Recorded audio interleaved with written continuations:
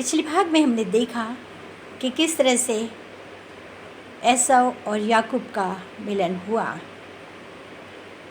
और अब हम देखेंगे याकूब के बेटे यूसुफ का स्वप्न। जब याकूब अपने भाई के पास जाकर के रहने लगा, तब राहेल को एक बेटा और हुआ और उसका नाम उन्होंने बिन्यामीन रखा। और कुछ समय के पश्चात राहेल की मौत हो गई, इसलिए याकूब जो था वो यूसुफ को बहुत प्यार करता था, क्योंकि वो उसकी प्यारी पत्नी राहेल का बड़ा बेटा था।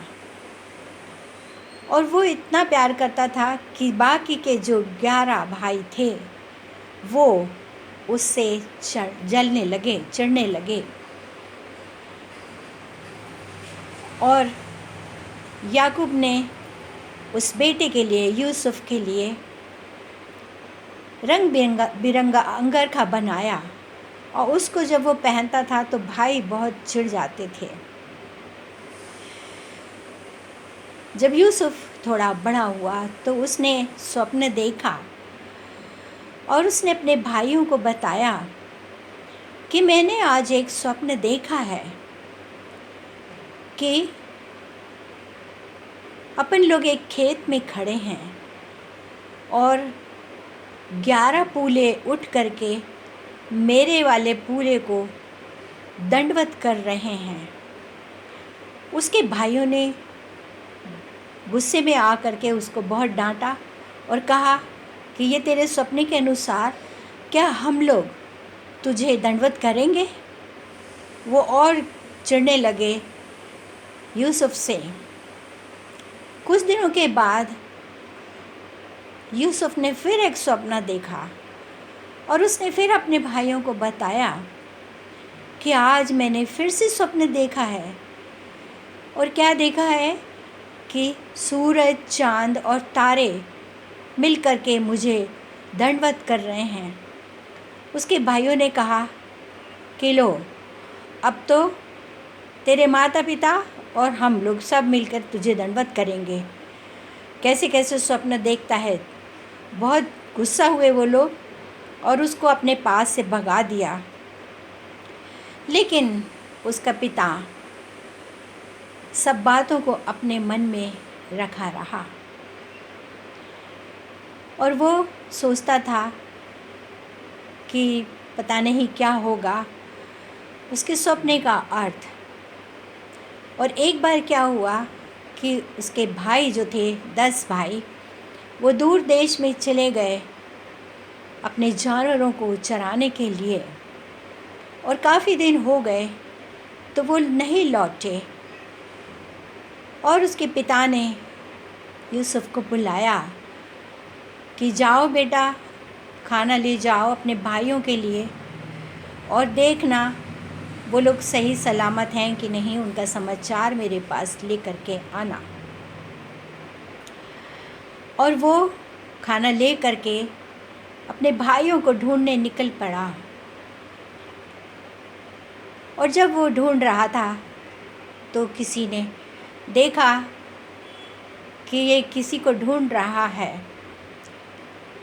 तब यूसुफ ने पूछा कि भाई, आप लोगों ने मेरे भाई को देखा, भाइयों को जो कि भेड़ बकरियां चरा रहे थे, जानवरों को चरा रहे थे। तो उन्होंने कहा हाँ, वे लोग दोतान गए हुए हैं।